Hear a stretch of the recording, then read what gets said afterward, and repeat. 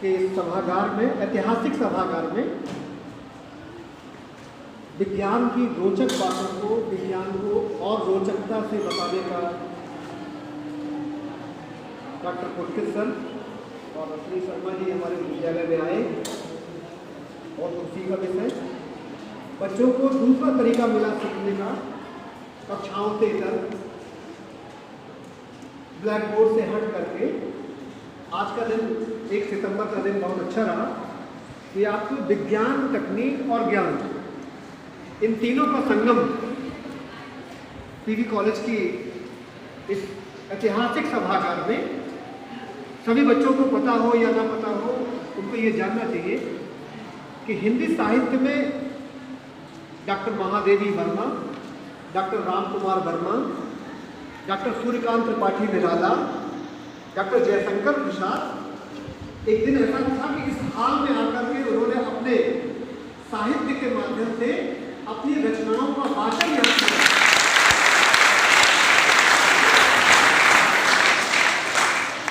और उसमें अपने कॉलेज के English lecturer professor Vasudev Singh प्रदेश सरकार में काबीना मंत्री हुआ करते थे और पीवी कॉलेज में वो इंग्लिश के लेक्चरर थे और हिंदी साहित्य परिषद के अध्यक्ष हुआ करते थे। तो प्रोफेसर वासुदेव सर ने वो इन सारी हस्तियों को देख करके पीवी कॉलेज में आए। बच्चों, आप जहाँ बैठे हो, ये जो ज्ञान की जो चर्चा बह रही है, ज्ञान, विज्ञान और तकनीक की, इसका लाभ आपको नहीं होता है। आप भाग्यशाली हो कि इन चीजों को इस तरीके से भी सीखा जा सकता है।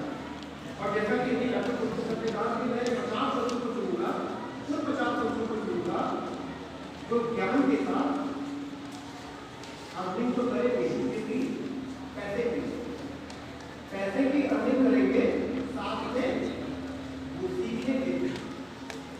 जैसा मैंने बताया था कि भाई हम लोग आपको भी जीव विज्ञान में बायोलॉजी में पढ़ते हैं, बायोटेक्नोलॉजी क्या पढ़ते हैं? बायोटेक्नोलॉजी, ठीक, जीव विज्ञान और तकनीक का संगम। गणित के बच्चे तकनीक में बैचलर ऑफ टेक्नोलॉजी IIT के माध्यम से बीटेक करते हैं और ये बीटेक क्या है? तकनीक के बारे में जानना, विज्ञान के साथ तकनीक को जोड़ करके किसी भी असंभव चीज को संभव बनाना, किसी भी अनूठे के ज्ञान को सुलझाना। यानी कि वैज्ञानिक बनने का एक जो पायदान है उसमें आप आगे तरफ बढ़ना।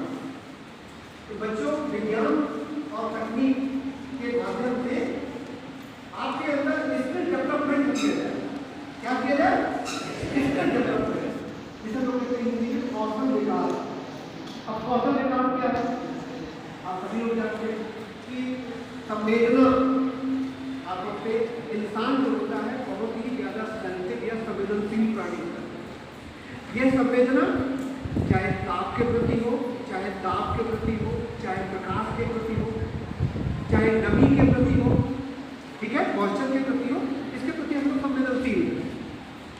बारिश में ज्यादातर जो बीमारियां इंसानों में फैलती हैं वो नमी से फैलती है। जो फंगल डिजीज है वो सब नमी से फैलती है। वाटर बॉर्न डिजीज, जल जनित बीमारियां, हम लोग पढ़ते हैं ना, संक्रामक बीमारी, संचारी रोग पढ़ते ना। तो संचारी रोग, संक्रामक रोग, कम्युनिकेबल डिजीज, ये कौन से रोग हैं जो छूने से फैल जाते हैं? किससे फैलते हैं? छूने से फैलते हैं।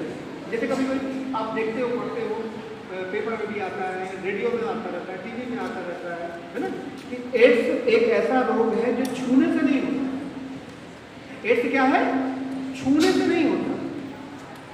हालांकि एड्स के प्रति बड़ी भयावहता है। एड्स से भी भयानक बीमारी है हेपेटाइटिस, लीवर की बीमारी, लीवर सिरोसिस, जैसे हेपेटाइटिस के हैं, hepatitis A, hepatitis B, hepatitis C। यदि हम गंदा पानी पी लें तो हम लोगों को हेपेटाइटिस हो सकता है, लीवर डैमेज हो जाएगा, जॉन्डिस हो जाएगा, जॉन्डिस होगा, ब्लड की कमी होगी, इंसान मर जाएगा। तो गंदा पानी नहीं पीना, पानी को बारिश में उबाल के पीना है ना। तो यहाँ डॉक्टर पुलकित सर, कुमार ग्रामीण विकास सेवा संस्थान, ये एक NGO संस्था है जो डिपार्टमेंट साइंस एंड टेक्नोलॉजी के माध्यम से गांव रूरल एरियाज में जा करके उन बच्चों को जो बच्चे फाइनेंशियली वीक हैं, पढ़ाई के साथ साथ न्यू एजुकेशन पॉलिसी हमारी जो नई आई है 5+3+3+4, ये 5+3+3+4 जो पॉलिसी है नई शिक्षा नीति की कहती है कि आप पढ़ते भी रहो और कमाते भी रहो। कुछ ऐसा स्किल डेवलपमेंट अपने अंदर ले आओ कि यदि आपको कल पढ़ने के बाद यदि सरकारी नौकरी न मिले तो आप अपना स्वरोजगार कर सको, अपना बिजनेस कर सको। तो जैसे सैनिटरी पैड, आप देखते हो गाँव में सैनिटरी पैड खासतौर से सैनिटेशन को लेकर के, और खासतौर से हमारा वो तबका जो आधी दुनिया कहलाती है, हमारी जो आधी आबादी है वो खासतौर से इस प्रॉब्लम से बहुत ज़्यादा जूझ रही है। जब कभी वो इससे थोड़ा सा लापरवाही करते हैं, उसका दुगना कई गुना बीमारी से उनको दिक्कत झेलना पड़ता है। तो इसलिए खास तौर से सैनिटरी पैड को लेकर के, सैनिटाइजेशन को लेकर के, सफाई को लेकर के, स्वच्छता को लेकर के, और हम लोगों ने आपको बताया भी था कि 1 सितंबर से 15 सितंबर तक भारत सरकार स्वच्छता पखवाड़ा मना रही है। क्या मना रही है? स्वच्छता पखवाड़ा। यदि ये 1 सितंबर से 15 सितंबर तक, बच्चों आपको जानकारी होगी कि बीच में सरकार का सर्कुलर आया कि अब संडे को भी स्कूल खुलेगा, अब छुट्टियों में भी स्कूल खुलेगा। जैसे भी 6 सितंबर को छुट्टी है चैनलों की, 7 सितंबर को छुट्टी है आपकी जन्माष्टमी की, तो सरकार का सर्कुलर आया कि उसमें भी बच्चों को बुलाया जाए। बाद में लोगों ने थोड़ा सा विरोध किया कि उसमें हुआ नहीं, छुट्टी के दिन नहीं, छुट्टी के अलावा। तो इन 15 दिन में सफाई की बात करनी है, लोग स्वच्छता की बात करनी है। जहाँ आप घर पर रहते हो वहाँ आसपास साफ सफाई रखो, स्कूल में आते हो स्कूल में साफ सफाई रखो, अपने कपड़े साफ करो, ठीक है, शरीर की सफाई करो, ठीक है ना। ये सारी चीज़ें छोटे छोटे स्तर पर बताई जा रही है, और हमें लगता है कि यही सारी चीज़ें बताने के लिए डॉक्टर पुलकित सर हमारे विद्यालय में आए हैं कि आप पढ़ो भी, ज्ञान का अर्जन भी करो, धन का भी अर्जन करो, ठीक है। ऐसे बच्चे जो थोड़ा सा इंटरेस्ट रखते हैं कि उनको फाइनेंशियल, ऐसा नहीं कि फाइनेंशियल क्राइसिस है किसी को, ये नहीं कहा जा रहा, आपके घर में पैसे की कमी है ऐसा नहीं कहा जा रहा, ठीक। आप अपना सेल्फ डिपेंड कैसे हो सकते हो? आत्मनिर्भरता एक सम्मान की तरफ ले जाती है। हर इंसान में आत्मनिर्भरता होनी चाहिए, सेल्फ डिपेंडेंस होना चाहिए, ठीक, ताकि पैसों को लेकर के, किताबों को लेकर के, अपनी पढ़ाई को लेकर के, ठीक, इसके लिए आपको किसी दूसरे का मुंह ना देखना पड़े, ठीक है ना। तो ज्ञान, विज्ञान और तकनीक ये तीनों का संगम हो सकता है, लेकिन थोड़ा सा सोचिए, थोड़ा सा अपने कैरियर के प्रति जागरूक हो। तो कैरियर के प्रति जागरूकता आपको, आप जानते हो कि सुबह आप जब बैग उठाते हो तो आपके दिमाग में होता है कि हमको विद्यालय चलना है। कहाँ चलना है? विद्यालय चलना। आप मंजिल तय करते हो, अपना उद्देश्य बनाते हो और आराम से विद्यालय आ जाते हो। लेकिन यदि लाइफ में यदि आपने एक ऑब्जेक्ट न चुना, अपनी मंजिल या अपना जो मोटो है वो तय न किया, तो आप किधर जाओगे तो पता नहीं होगा। रूरल एरियाज के स्कूलों में, विद्यालयों में जो बच्चे पढ़ते हैं वो काफी किताब में सीमित रह जाते हैं, सिलेबस में बंधे रह जाते हैं, सिलेबस के अलावा सोच नहीं पाते। अब कैरियर स्पोर्ट का है, अब कैरियर बिजनेस का है, अब कैरियर आपके सोचने का है कि आप क्या करना चाहते हो, क्योंकि अब आप उस स्टेज में आ चुके हो कि स्कूली एकेडमिक जो आपकी एजुकेशन है, स्कूली शिक्षा, ये कक्षा 12 तक ही होती है। तो जैसा करके शुरू में बताया कि अनुशासन पतन का डोर से होता है, और वो डोर किसी के हाथ में होती है। अभी आपकी डोर किसके हाथ में है? माता पिता और आपके गुरु के हाथ में, आपके टीचर के हाथ में, ठीक है। और अनुशासन क्या सिखाता है? अनुशासन ही आपको ज्ञान सिखाता है।